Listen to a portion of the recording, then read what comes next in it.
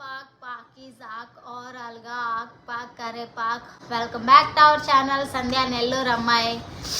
బాగా ఆకలేసేస్తుంది.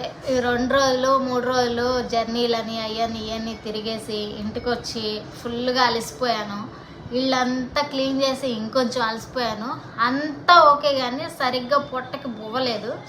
ఏదైనా తిందామన్నా తినలేకపోతున్నా. ఎందుకంటే జలుబు జ్వరంతో నోరు అసలు చచ్చిపడిపోయింది, చేదుగా. నాకే కాదు పిల్లలిద్దరికి కూడా అలాగే ఉంది.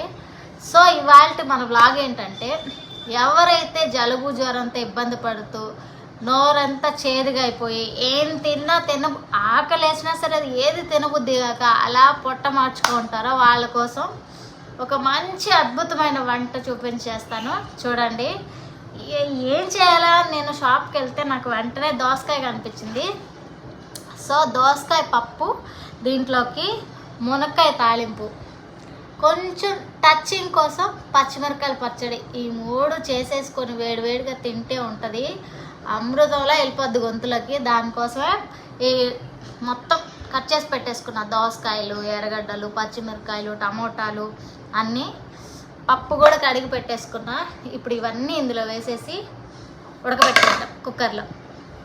ఇప్పుడు నేను ముందే అన్నీ కడుక్కొని తరిగి పెట్టేసుకున్నాను. దీంట్లోకి ఆల్రెడీ మనకి దోసకాయ పుల్లగా ఉంటుంది, టమాటా పుల్లగా ఉంటుంది కాబట్టి చింతపండే మనం ఎక్కువ వేయాల్సిన అవసరం లేదు. జస్ట్ అంటే జస్ట్ నామకే వేసామంటే వేసాం, ఇది సరిపోద్ది. ఇది వేసేసి అందులోనే కొంచెం అంతా పసుపు, కొంచెమేం కాదు కాంటే ఇంకొంచెం ఎక్కువ వేసుకోండి, ఎందుకంటే జలుబులు జ్వరాలు కదా. పసుపు వల్ల మనకేమి యాంటీబయాటిక్ కాబట్టి యూజ్ ఎక్కువ ఉంటుంది. సో ఇలా పెట్టేసి ఇప్పుడు కుక్కర్ని స్టవ్ మీద పెట్టేద్దాం. కోసం అయితే మొత్తం చేసేసి స్టవ్ మీద పెట్టేసా. ఇప్పుడు మునక్కాయ తాలింపు అన్నాను కదా, మునక్కాయలు కట్ చేసుకొని దాంట్లోకి మనకి పప్పుల పొడి కావాలి. పప్పుల పొడి కూడా దంచేసుకుందాం పదండి. మీకు నేను ఆల్రెడీ మొన్న ఒకసారి చూపించాను కదా, 4 ఎండుమిరపకాయలు, ఒక 4 పలుకులు కొబ్బరి, అలాగే ఒక 4 వెల్లుల్లి రెబ్బలు, ఇవన్నీ వేసేసి చిటికెడు ఉప్పేసి దంచేయడమేను. లేట్ ఎందుకని నేను త్వరగా ఆల్రెడీ ముందే దంచి పెట్టేసుకున్నాను. అలాగే మునక్కాయలు కూడా కట్ చేసి కడిగి పెట్టేసుకున్నాను అనమాట. ఇప్పుడు మునక్కాయలు ఉడకబెట్టేసుకుందాము స్టవ్ మీద పెట్టి. ఇప్పుడు మనం 2 స్టవ్ల మీద 2 పెట్టేసాం. ఇది వచ్చేసి పప్పు, ఇది అయ్యే లోపల మునక్కాయలు కూడా కడిగేసేసాను. ఇందులో చిటికెడు అంతా సాల్ట్ వేద్దాము. చిటికెడు చాలు, ఎందుకంటే ఆల్రెడీ మళ్ళీ మన కారంలో కూడా వేసి ఉంటాం కాబట్టి పెద్ద ఎక్కువ ఏం అవసరం లేదు. ఇప్పుడు ఈ 2 ఉడికిపోతాయి ఎట్ ఏ టైంలో. మునక్కాయ అయితే బాగా బాయిల్ అయిపోయింది. సో ఇలా ఉన్నప్పుడు హై ఫ్లేమ్ పెట్టుకున్నామంటే ఈ వాటర్ కూడా మొత్తం ఇంకిపోయేలాగా చేసుకున్నాం. ఎందుకంటే ఆ వాటర్లోనే దాంట్లో ఉన్న పోషకాలు ఉంటాయి కాబట్టి అవి విడిగా పడేయలేక అలా పెట్టుకున్నాం. ఇప్పుడు తాలింపు పోపు పెట్టుకోవడానికి ఎర్రగడ్డలు, ఎండుమిరపకాయలు, తెల్లగడ్డలు, శనగపప్పు, జీలకర్ర, ఆవాలు అన్నీ వేసేసుకొని ఆయిల్ వేసేసుకున్నాం.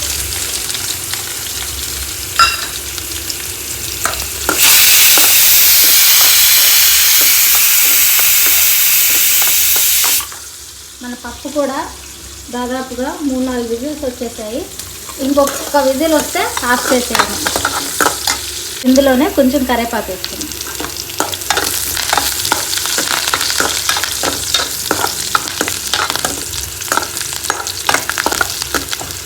ఇలా వేగిన దాంట్లోనే లైట్గా పసుపు వేసుకున్నాం.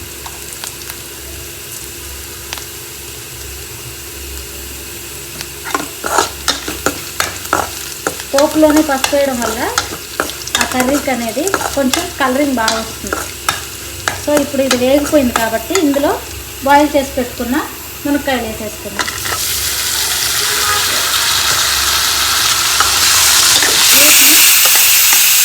వీటిని స్లో ఫ్లేమ్లోనే ఈ ఆయిల్ అంతా మునక్కాయలో పట్టే విధంగా వేయించుకోవాలి.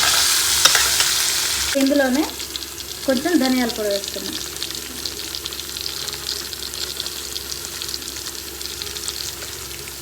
ఇప్పుడు ఇలా నీట్గా వేగిన మునక్కాయలోనే మనం ముందుగా దంచి పెట్టుకున్న కొబ్బరి కారం ఆరు పప్పుల పొడి ఏదైనా అనుకోవచ్చు, దీన్ని ఒక 2 స్పూన్స్ వేసుకొని నీట్గా కలుపుకోవాలి.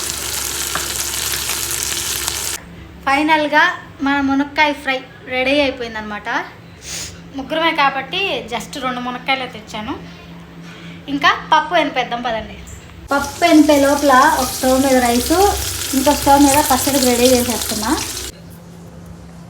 దోసకాయ పప్పు చేసేటప్పుడు ఎప్పుడైనా సరే అది లేత దోసకాయ అనుకోండి, దాని గింజలతో సహా వేసేయండి. గింజల్లో కూడా సూపర్ టేస్ట్ వస్తుంది. నేను తెచ్చింది ఇప్పుడు లేత దోసకాయే, కానీ మా వాళ్ళకి దోసకాయ పప్పు ఎప్పుడు అలవాట్లేదు. అది తినిపించడం కొంచెం కష్టం, మళ్ళీ గింజలు అవన్నీ వేస్తే ఇంకా కష్టమవుతుందండి. నేనైతే ప్రస్తుతానికి స్కిప్ చేశాను. మీరు మాత్రం తప్పనిసరి కంపల్సరీ ఆ గింజలతో సహా వండండి, సూపర్ టేస్ట్ వస్తుంది.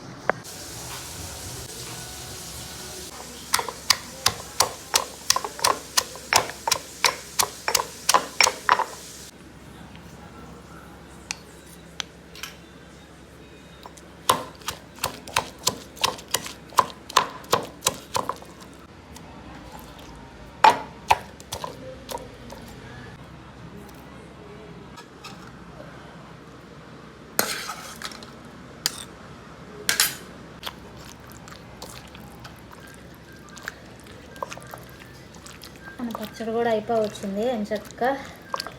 ఇంకా పప్పు ఒక్కటే పోపు పెట్టేస్తే వంట అంతా కంప్లీట్ అయిపోయినట్టే.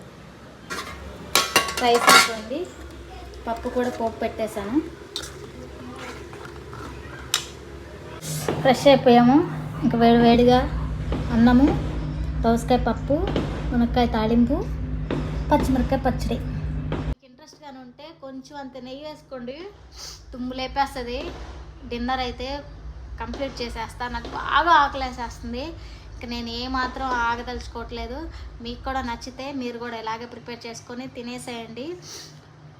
వీడియో కనుక నచ్చినట్లయితే చిన్న లైక్ చేసి ఛానల్ సబ్స్క్రైబ్ చేసుకోండి. Bye bye. వేరే వీడియోలో కలుసుకుందాం.